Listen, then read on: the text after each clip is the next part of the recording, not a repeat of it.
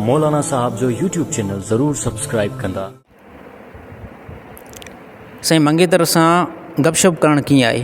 अच्छा, इन जे बारे में मां पहिरियों बि जेको बयानु रिकॉर्ड करे चुको आहियां त मंगेतर सां जेको असांजे मुआशरे जे अंदरि तमामु वॾो रीज़न हले थो त जंहिं बि बंदे कंहिं सां अगरि मङणी करे छॾी त हाणे जेसिताईं निकाह नथो थिए तेसिताईं जेको गपशप थिए थी, ॻाल्हाइणु थिए थो ऐं अहिड़ी तरह जेकॾहिं किथे मौक़ो मिली थो वञे त मुलाक़ात बि थिए थी।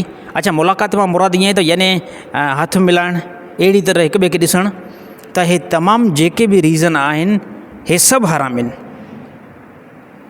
दुनिया जूं औरतूं, तमामु औरतूं तव्हांजे लाइ उन टाइम ताईं हराम आहिनि जंहिं टाइम ताईं तव्हां उन्हनि सां निकाह न कयो आहे।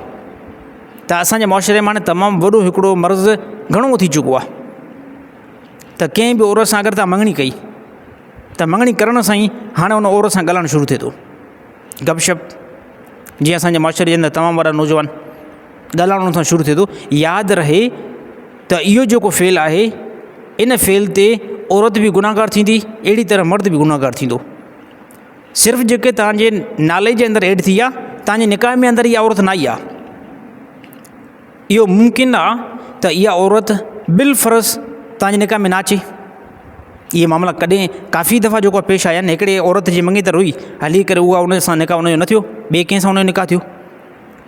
त मंगेतर सां फ़ोन ते ॻाल्हाइणु या अहिड़ी तरह औरत जेको पंहिंजे मंगेतर सां जेको फ़ोन ते ॻाल्हाए थी, हे तमामु वॾो गुनाह कबीर आहे। इन खां तमामु पब्लिक खे, उम्मत खे जेको बचणु खपे। ॾिसो, क़ुरान हकीम या अहिड़ी तरह रसूलुल्लाह सल्लल्लाहु अलैहि वसल्लम जे हर हिकु कौल जे अंदरि तमामु पब्लिक जी भलाई रखियलु आहे।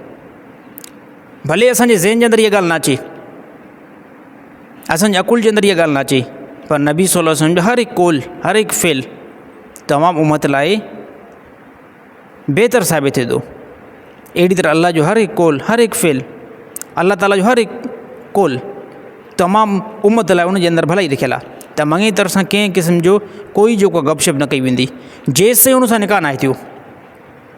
जेसिताईं उन सां निकाह न थियो त मंगेतर तव्हांजी घरवारी न आहे।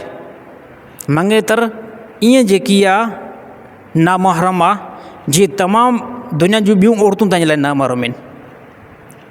त उन सां जेको आहे बिल्कुलु काल ते या अहिड़ी तरह ख़लवत इख़्तियार करणु या अहिड़ी तरह मेल जोल करणु तमामु जेको मर्दनि जे लाइ हराम आहे, ऐं अहिड़ी तरह औरतुनि जे लाइ बि हराम आहे। जेकॾहिं पंहिंजे मंगेंदे सां काथे ख़लवत में मुलाक़ात या अहिड़ी तरह मेल जोल करणु, हे बिल्कुलु गुनाह कबीर आहे। इन खां तमामु उम्मत बचण जी कोशिशि